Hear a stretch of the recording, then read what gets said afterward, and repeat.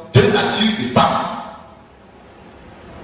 Parce que si nous devons parler de la sexualité dans le monde chrétien, il est important de savoir qu'il existe un autre monde que le monde chrétien.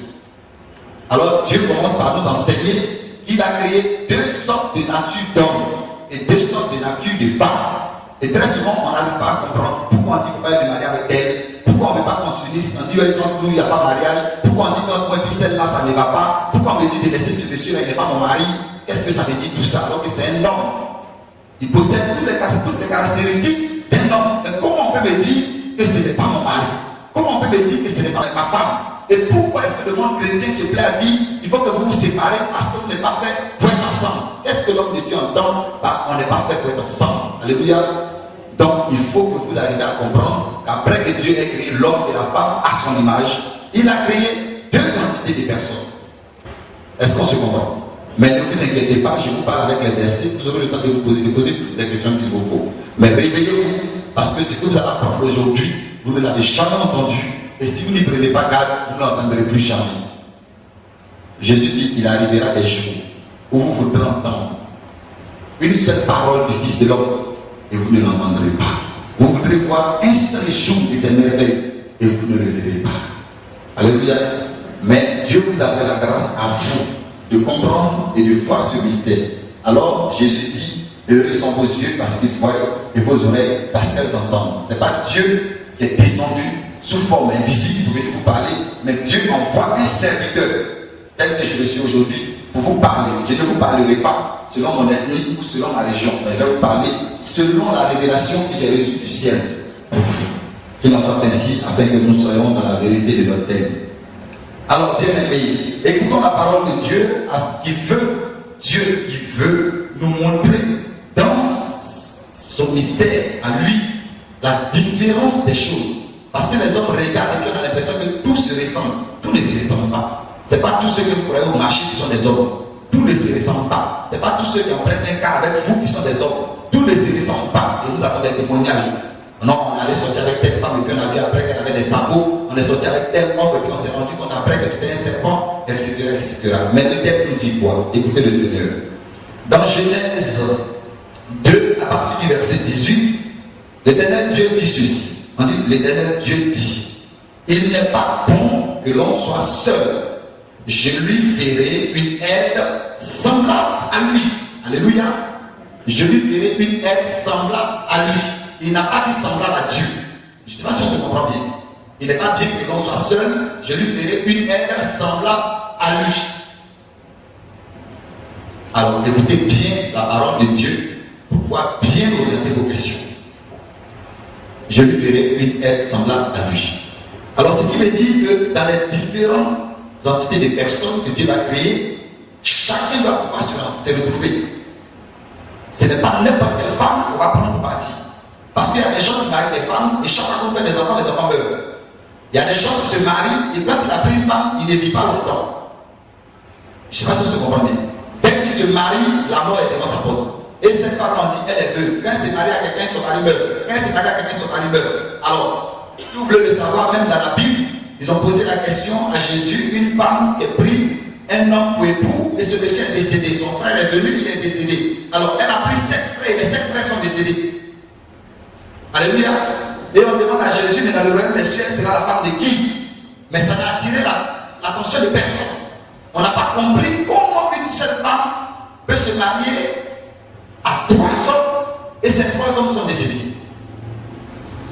Alors quand on veut se marier dès qu'elle est belle, nous ça nous arrange. On ne cherche pas à savoir est-ce que véritablement c'est possible. Et pourtant tous ceux qui ont consulté des hommes de Dieu avant de se marier sont aujourd'hui dans la paix, dans la tranquillité, sont aujourd'hui, je vous assure, dans la joie d'être dans un foyer. Alors, j'aimerais continuer en vous disant ceci. Dieu promet dans ce verset de Genèse 2, à partir du verset 18, de donner à chacun une femme. Donc, dans tous les cas, que ce soit un homme ou une femme, l'aide sera semblable à toi, à ta ressemblance. Alléluia. Bien. Alors, comprenons que tous ceux qui disent non, il me faut trouver une femme qui travaille, qui a l'argent. Est-ce que toi-même tu travailles, qui a l'argent? Toi, tu cherches une femme qui travaille, qui a l'argent. Toi, tu travailles, qui a l'argent. Il me faut trouver un homme qui soit un boss. Toi, tu es boss. On dit semblable à lui. Tu n'es pas boss, mais il te faut un boss. Tu n'as pas de limousine, mais il faut que lui ait un avion. Alors, je continue en vous disant ceci. Dans Jean 3, à partir du verset 6, Jésus dit ce qui est né de la chair est chair, et ce qui est né de l'esprit est esprit. N'oubliez pas que tout à l'heure, le Seigneur nous disait qu'il allait créer, nous donner une aide semblable à nous. Je ne sais pas si on se comprend. Alors, pour savoir qu'il y a deux quantités, Jésus attire notre attention qu'il y a ceux qui sont nés charnels et il y a ceux qui sont nés spirituels. Donc, ce qui est né de la chair est chair, et ce qui est né de l'esprit est esprit. Alléluia. Alors, donc, comprenez ce que je vais vous dire. Alors, si Jésus nous oriente entre le charnel et le spirituel, il faut bien que Dieu, à l'origine, nous montre que dans sa création, il y a le charnel et il y a le spirituel. Autrement dit, il y a une erreur quelque part, parce que Jésus ne peut que faire et dire ce qu'il a vu au Père, comme il le disait. Il dit tout ce qu'il nous enseigne, c'est ce qu'il a reçu de son Père. Amen. Alors, heureux ceux pour lesquels je ne serai pas une occasion de chute. Amen. Alors, je continue. Alors, écoutons et regardons un peu la création de Dieu, afin de ne pas nous tromper. Donc, nous retournons à l'origine et regardons la création de Dieu. Alors, au fur et à mesure que je m'exprime, vous avez la possibilité de retenir vos questions. Amen. Pour ne pas avoir à chercher qu'est-ce qu'il avait dit. Vous commencez par retenir les questions. Alors, écoutons un peu l'origine des choses. Je ne suis pas Dieu, mais j'ai appris ce que Dieu a fait. Et il est important que vous aussi vous l'appreniez, afin qu'on ne marche pas comme dans des aveux dans ce monde déjà perdu. Alors, écoutez un peu. Ce qui est né de la chair, ce qui est né de l'esprit. Alors, première création que Dieu va faire de l'homme. Écoutez bien cette première création. Dans Genèse 2, à partir du verset 7, la Bible nous dit ceci. Genèse 2, verset 7. On dit, Dieu souffla dans les narines de l'homme. Dieu souffla dans ses narines un souffle de vie. Et l'homme devient un être vivant. Alléluia. Dieu souffla dans les narines de l'homme un souffle de vie. Et l'homme devient un être vivant. Amen. La première création de l'homme vient par le souffle de Dieu. Est-ce qu'on se comprend bien? La première création de l'homme souffle, Dieu souffle dans les narines de l'homme, et l'homme devient un être vivant. Comprenez bien. Il a soufflé dans les narines de l'homme, et l'homme est devenu un être vivant. Ce qui veut dire qu'il a pris de ce qui a lui, selon sa promesse. Il dit qu'il fait l'homme à son image. Alors il prend son souffle à lui, Dieu, il prend son souffle, il souffle dans les narines de l'homme, il a enlevé quelque chose de lui, qu'il a mis dans l'homme. Et l'homme est devenu un être vivant. Donc nous retenons que le premier homme créé par Dieu est un homme vivant. C'est un être de nature vivant. Donc vous allez voir en lui une âme de vie.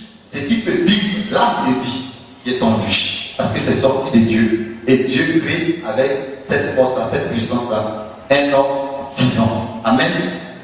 Alors nous présentons cet homme qui vient d'être créé par Dieu, par le souffle de Dieu, comme étant le vivant. On va le retenir comme étant le vivant. Amen. Alors, nous continuons. La deuxième personne que Dieu va créer, afin que vous fassiez attention à la manière dont vous lisez et à la manière dont vous comprenez. Alors, la deuxième personne que Dieu va créer, la Bible nous dit ceci. Dans Genèse 2, toujours à partir du verset 7, la Bible dit: l'Éternel Dieu forma l'homme de la poussière de la terre. Alléluia. Il ne prend plus son souffle, mais maintenant il va prendre de la poussière et il va créer un homme. Lui aussi c'est un garçon. Lui aussi c'est un garçon. Et donc l'autre aussi, son partenaire sera également une femme. Alléluia. Je ne sais pas si je comprends bien. La première des choses qu'on nous dit dans Genèse 2, à partir du verset 7, on nous dit que Dieu souffla dans les narines de l'homme un souffle de vie, et l'homme devient un être vivant. Ça, c'est le premier que Dieu crée. Alléluia. J'ai béni le Seigneur qui m'a communiqué ce souffle. Deuxième être que Dieu va créer, c'est que ici, toujours dans Genèse 2, à partir du verset 7, on nous dit que l'Éternel Dieu, toujours le même Dieu, forma l'homme de la poussière de Alléluia. Donc, il y a un deuxième homme qui va créer, mais il aura créé de la poussière de la terre. Amen. Donc, il y a un homme qui est fait uniquement de la poussière de la terre. Et donc, tout ce qui existe sur la terre, toute la gloire de la terre, c'est ce qui l'intéresse lui. Lui, il est là pour la richesse du monde. Il est même capable de sacrifier sa propre vie pour avoir la richesse du monde. Lui, il veut les grosses factures, lui, il veut l'argent. Lui, tout ce qui l'intéresse, c'est tout ce qui vient de la poussière de la terre. Cet homme-là est créé comme ça. Et l'autre qui est créé par le souffle de vie, lui, il est créé pour tout ce qui vient du ciel. Quand on lui arrache ce qui est de la terre, il dit ça fait rien. Quand on veut le désorienter sur son chemin, il dit non, je te pardonne, Dieu est grand, c'est bon, j'ai laissé tomber.